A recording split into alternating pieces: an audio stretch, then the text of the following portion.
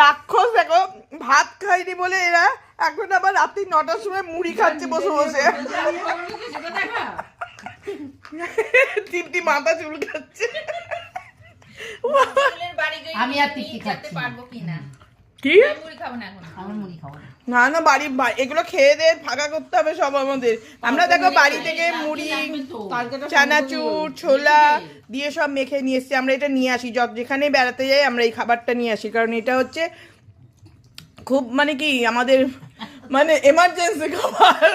আমরা যদি মনে করি পয়সা বাঁচাবো তখন আমরা এটা খাই। এমার্জেন্সির জন্য আমরা এটা রেখে দিয়েছি।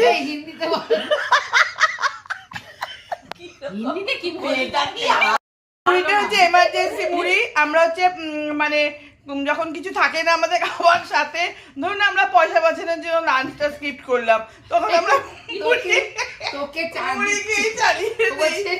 এই কাপে একটুখানি কম করে চা দাও, ও তো বুঝছে না। আরে তোরা মানে তোরা সাথে দিয়ে তারপরে লাস্টে আমরা এখন রাত্রি 9টা বাজে, আমরা এখন ডিনার করিনি, এখন বসে বসে আবার মুড়ি চা খাচ্ছি। এর আগে বিস্কিট খেয়েছি, দেখলেই তো পকোড়া খেয়েছি, আবার এখন আমরা কিন্তু মুড়ি চা খাচ্ছি।